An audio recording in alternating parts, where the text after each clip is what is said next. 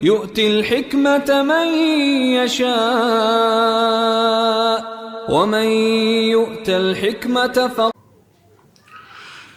এতক্ষণ পর্যন্ত আমরা জানতে পারলাম ইলমুল হাদিস এর সংজ্ঞা এবং এ সম্পর্কে উলামায়ে কেরামের বিভিন্ন মতামত।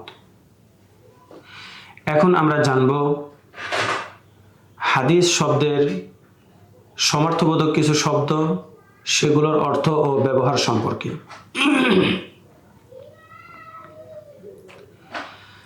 হাদিসের কিছু সমার্থক শব্দ রয়েছে, সেগুলো হলো চারটি: রেওয়ায়াত, আসার, খবর এবং সুন্নাত।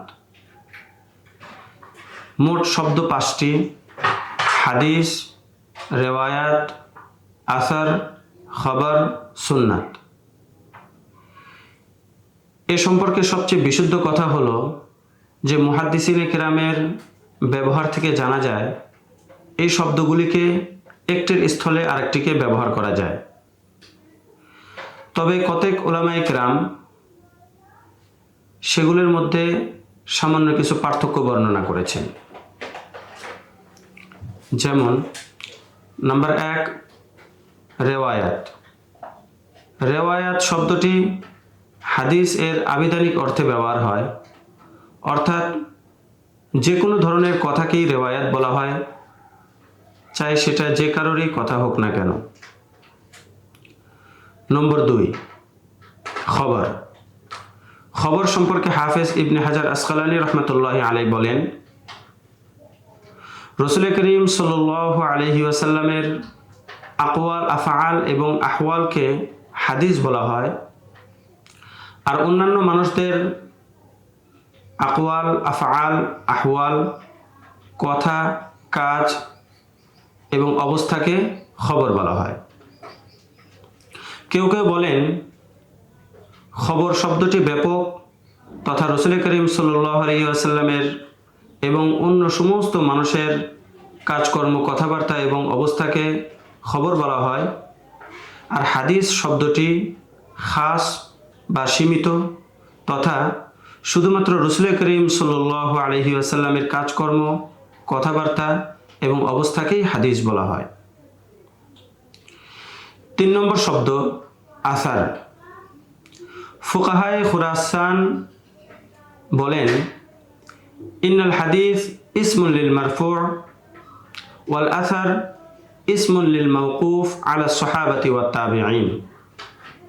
অর্থাৎ হাদিস বলা হয় মারফু তথা রাসূল করিম সাল্লাল্লাহু আলাইহি ওয়াসাল্লামের কাজকর্ম, কথাবার্তা এবং অবস্থাকে, আর আসার বলা হয় সাহাবায়ে কেরাম এবং তাবিঈনদের কাজকর্ম, কথাবার্তা এবং অবস্থাকে।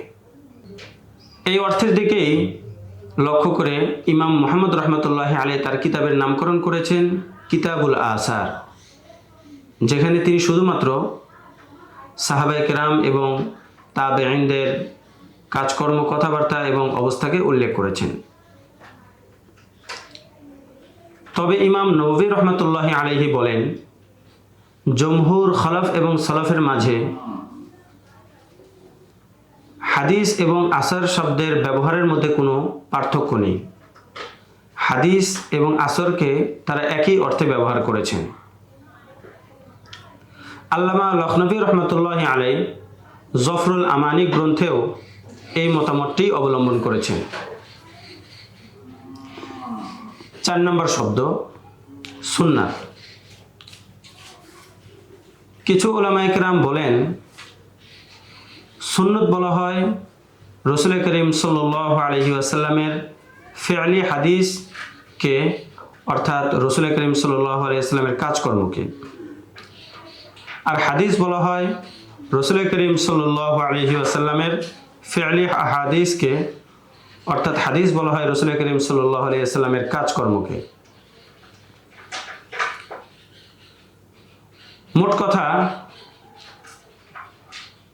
মুহাদ্দিসিনে কেরামের ব্যবহার থেকে এটাই সুস্পষ্ট হয়, হাদিস, রেওয়ায়াত, আসার, খবর এবং সুন্নাত শব্দটিকে একটির স্থলে আরেকটিকে ব্যবহার করা যায়, এতে কোনোই সমস্যা নেই।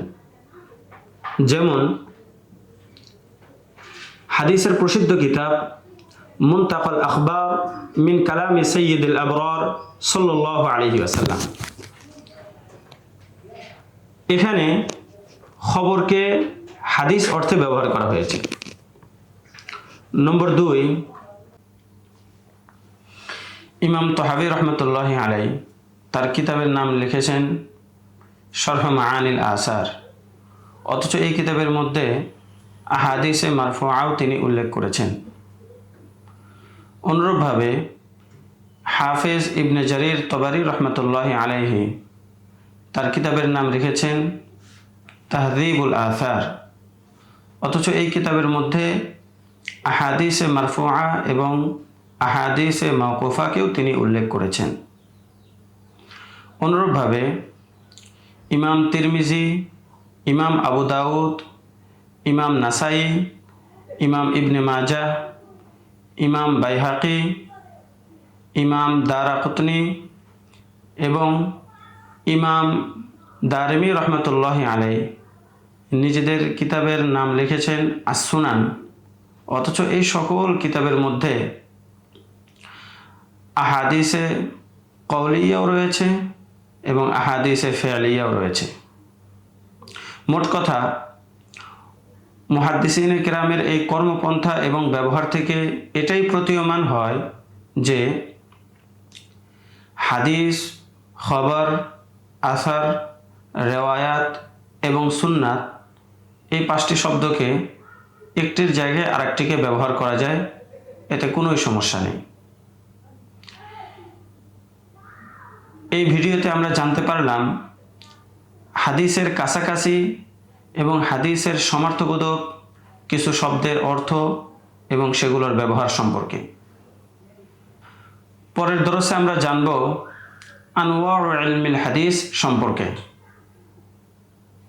অর্থাৎ ইলমে হাদিসের প্রকারভেদ সম্পর্কে। ومن يؤت الحكمة فقد أوتي خيرا كثيرا وما يذكر إلا أولو الألباب